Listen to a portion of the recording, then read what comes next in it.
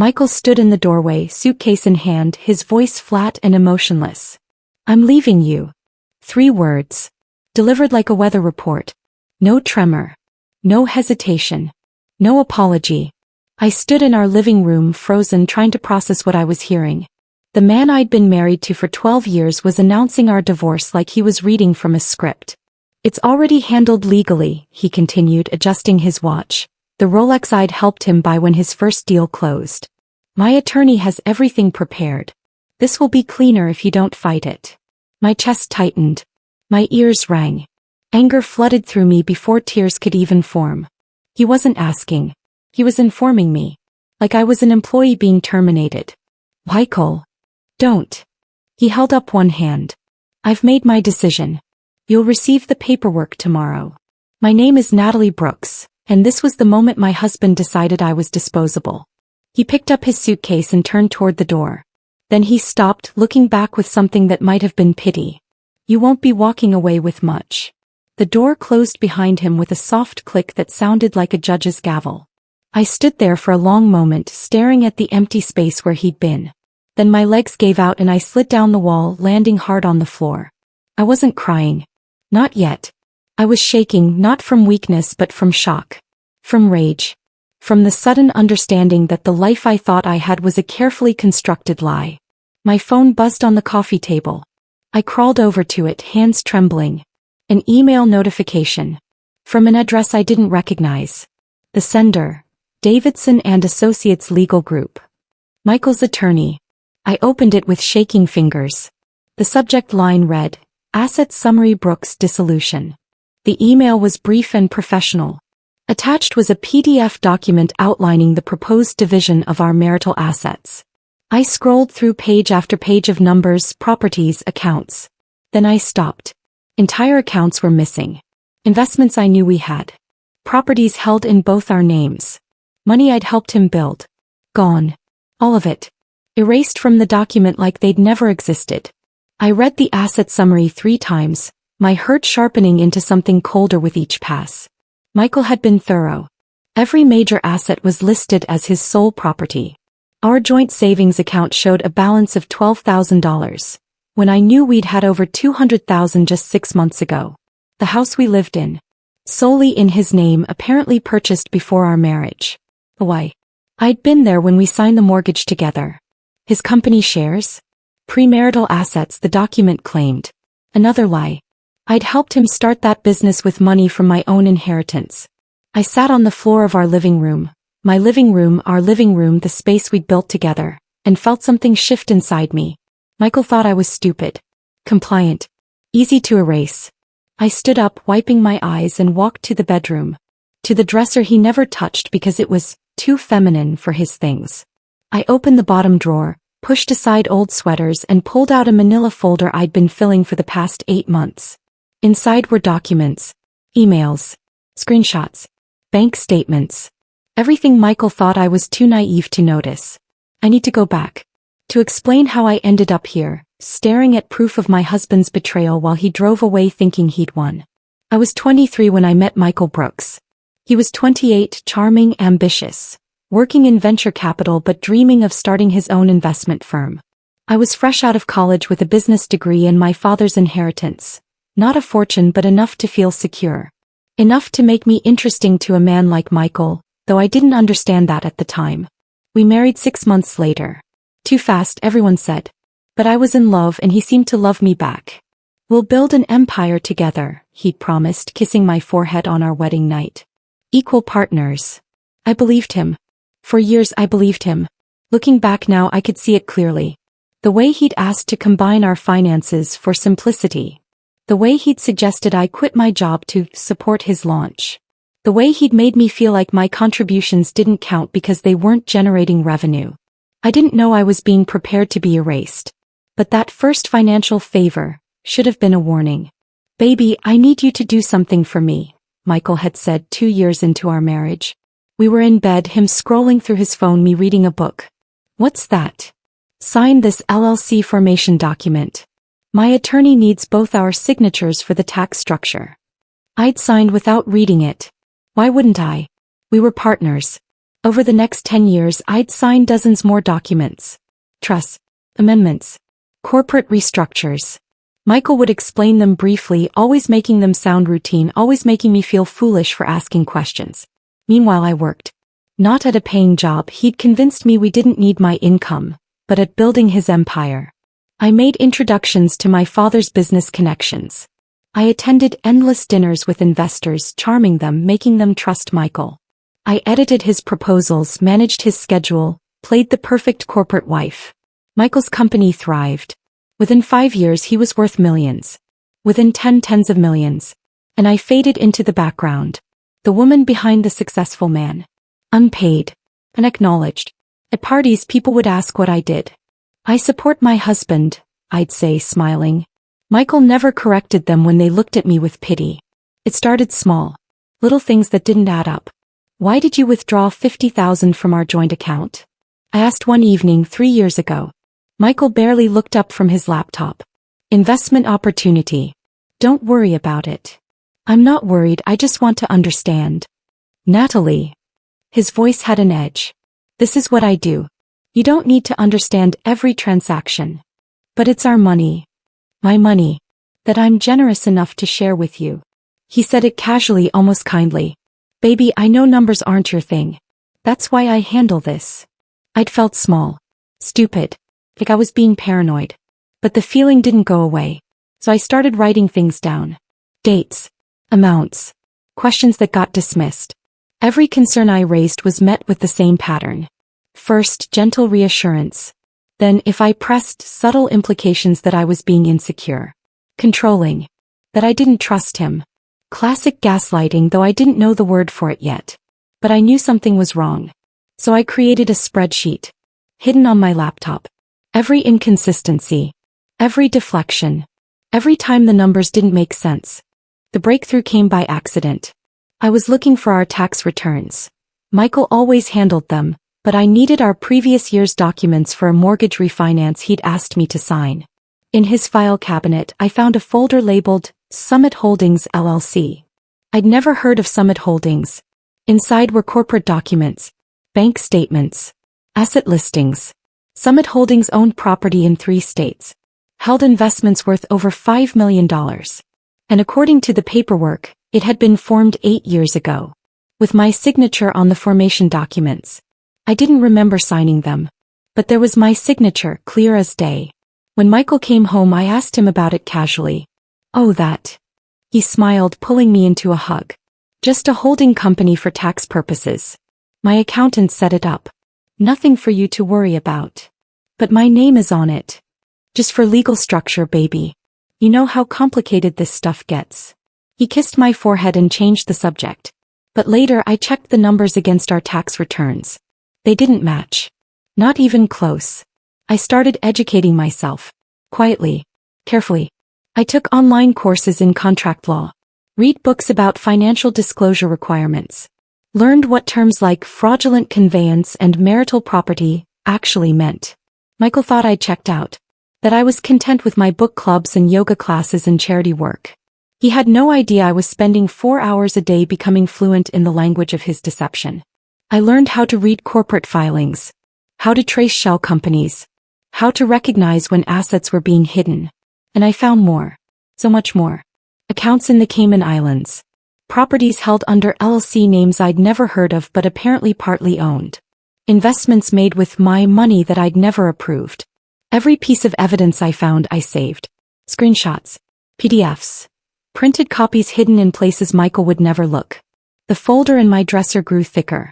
And Michael grew more distant. More arrogant. More certain I would never question him. His first mistake was underestimating me. His second was leaving a paper trail. 6 months before Michael left, he made a public announcement on social media. A photo of him in his corner office, looking contemplative and humble. The caption, "Sometimes personal growth means making difficult decisions. Excited for this new chapter." Vague. Professional. Perfect. The comments poured in. Inspirational. You've got this. Can't wait to see what's next. I sat on our couch, scrolling through the praise, feeling sick. He was already crafting the narrative. The successful man moving forward. The difficult but necessary evolution. I was going to be the footnote. The starter wife he'd outgrown. That night my phone buzzed with a message from an unknown number. Mrs. Brooks, we should talk. I worked with your husband. There are things you should know. I stared at the message for a long time before responding. Who is this? Someone who left his company before things got ugly. Trust me, you want to hear what I have to say. I hesitated. Could be a trap. Or it could be the break I needed. When and where? We met at a coffee shop across town. The man's name was James Chin, former CFO of Michael's company, quietly pushed out 8 months earlier. Your husband is brilliant, James said, stirring his coffee. But brilliant doesn't mean honest. What are you talking about? James pulled out a folder. Inside were financial documents, corporate filings, email exchanges. Michael's been playing creative accounting for years, moving money between entities, misrepresenting assets to investors. It's not technically illegal, yet, but it's walking a very thin line. I scanned the documents, saw Michael's company listed with valuations that didn't match reality, saw promises made to investors that couldn't possibly be fulfilled. Why are you telling me this? James met my eyes. Because when this house of cards falls, and it will, you're going to be collateral damage unless you protect yourself. Why did you leave? Because I told Michael we needed to disclose these discrepancies. He fired me the next day. James pushed the folder toward me. I kept copies. If you need proof that his empire isn't as clean as it looks, it's all here. I took the folder with shaking hands. Why help me? Because you were always kind to me. And because Michael doesn't deserve to walk away clean. That night, I reread the prenuptial agreement Michael had insisted we sign before our wedding. Just a formality, he'd said back then. My attorney requires it.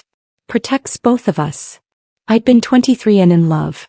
I'd signed without really reading it. Now 12 years later I read every word. Most of it was standard. Division of assets. Spousal support limitations. Protection of premarital property. But there was one clause I'd never noticed before. Section 7, Paragraph 3. In the event that either party is found to have engaged in fraudulent misrepresentation of marital assets, or willful deception regarding financial holdings during the marriage, this agreement shall be deemed void in its entirety, and all assets acquired during the marriage shall be subject to equitable distribution under state law. I read it 3 times, my heart pounding. Michael had written his own downfall into our prenup, probably never imagining he'd be the one caught in deception. The clause activated under fraud, under lies, under exactly what he'd been doing for years. And I had proof. 2 weeks after our conversation at the coffee shop, Michael came home with papers. I think we should settle this amicably, he said, sliding a document across the kitchen counter. His tone was confident, dismissive. My attorney drafted a fair division. You'll be comfortable. I scanned the settlement offer. A lump sum of $250,000. The car I currently drove. Nothing else.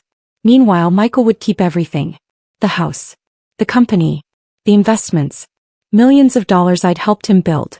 This is what you consider fair? He shrugged. It's more than the prenup requires. I'm being generous. And if I don't sign? His smile was cold. Then we go to court and you get even less. Your choice. I set the document down carefully. I need time to think. You have 48 hours. He picked up his keys. Don't make this harder than it needs to be, Natalie. I watched him leave, already mentally preparing to celebrate his easy victory. Then I picked up my phone and called the attorney I'd been consulting with for 3 months. It's time. My legal team was small but fierce. Attorney Helen Morrison. Financial forensic accountant Kyle Peters. And a private investigator named Simone who'd spent weeks documenting Michael's hidden assets. You understand what this means, Helen said during our strategy session. If we go public with fraud allegations, his entire empire could collapse. I understand. His investors will pull out. His reputation will be destroyed. He'll lose everything. I understand, I repeated. Kyle spread documents across the conference table. We have enough to prove systematic concealment of marital assets. The shell companies, the offshore accounts, the misrepresented valuations. It's all here. But, Helen cautioned, we need to time this perfectly. We need him to make a move that forces public disclosure. What kind of move? A major transaction. Something that requires SEC filings. Something he can't hide. I thought about the social media post. The new chapter. He's planning something big, I said. I can feel it. Then we wait, Helen decided. And when he makes his move, we make ours. Michael announced his new venture 3 weeks later. A major acquisition. His company merging with a larger investment firm.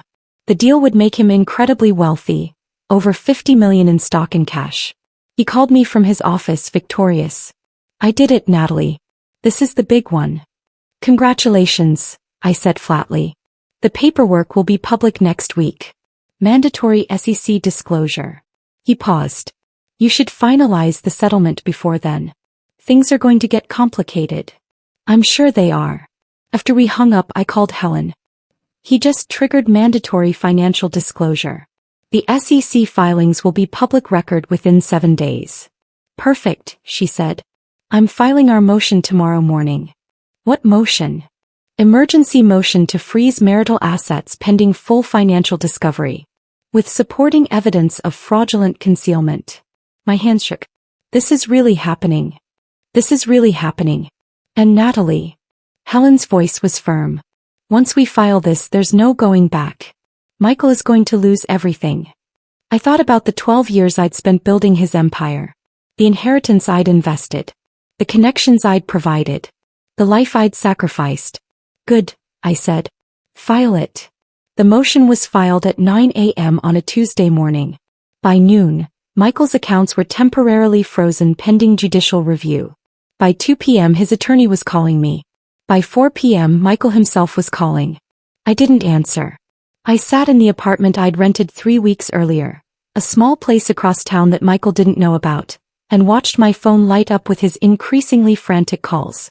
After the 10th call, he left a voicemail. Natalie, what the fuck did you do? My accounts are frozen. The merger is falling apart. Call me back right now. Then another. You have no idea what you've done. This is going to destroy both of us. Then another, his voice softer, more manipulative. Baby, please. We can fix this. Just call your attorney and withdraw the motion. We'll work something out. I deleted each voicemail without listening to the end. Helen called that evening. The judge scheduled an emergency hearing for Thursday. Michael's team is scrambling. This caught them completely off guard. Good. Natalie, you should prepare yourself. When the full evidence becomes public, it's going to be ugly. I looked around my small apartment. At the life I was building for myself. At the freedom I was claiming. Let it be ugly, I said. I'm ready. Michael's messages became desperate. Text after text after text. You're making a huge mistake. We can still settle this privately. I'll give you more money, just withdraw the motion. Then threats thinly veiled. You realize you're destroying my reputation? There will be consequences. My investors are pulling out because of you. I'll make sure everyone knows what kind of person you really are. I showed them all to Helen, who added them to our evidence file. He's spiraling, she observed. The investigation escalated quickly. The SEC got involved, triggered by the discrepancies we'd exposed. Financial journalists started asking questions. A headline appeared on a business news site. Brooks Investment Group under investigation for asset misrepresentation. Then another. Merger deal collapses amid founder's legal troubles. Michael's carefully constructed empire was crumbling in real time. And I felt nothing. No satisfaction. No guilt.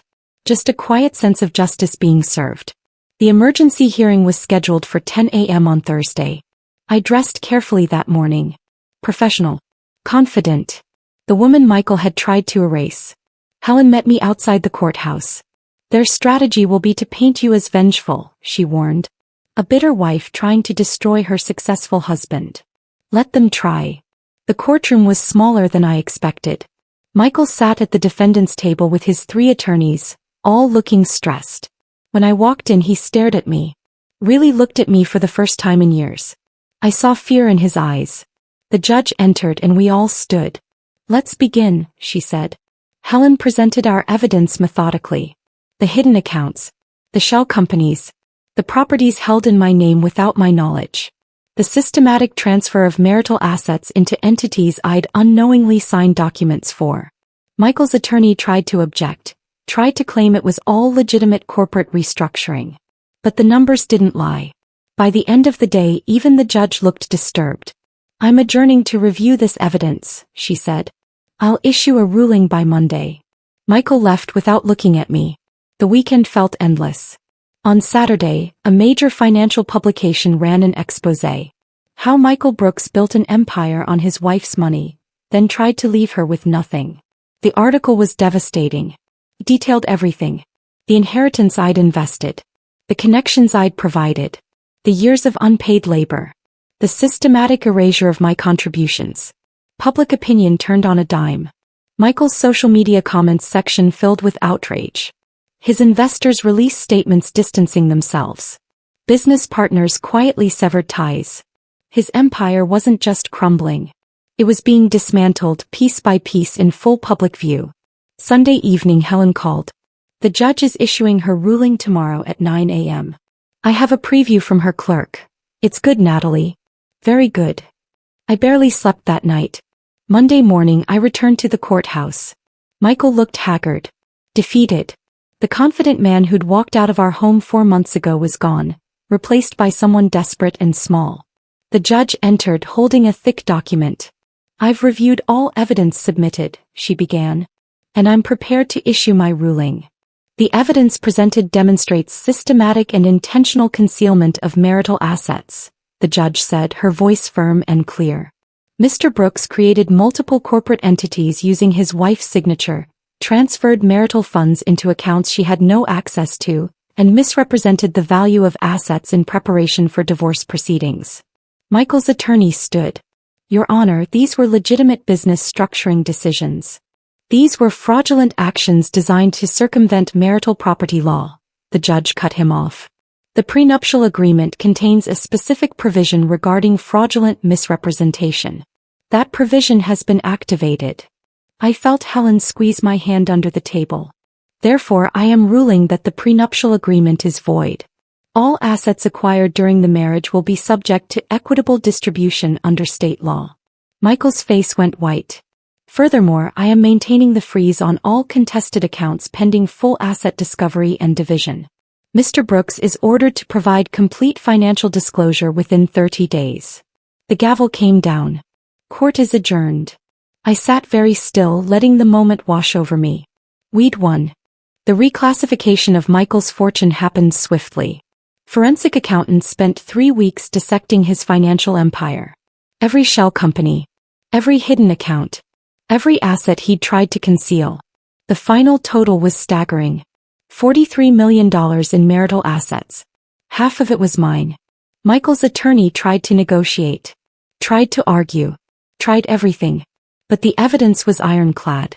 The judge's ruling was final. I received the settlement notification on a Tuesday afternoon.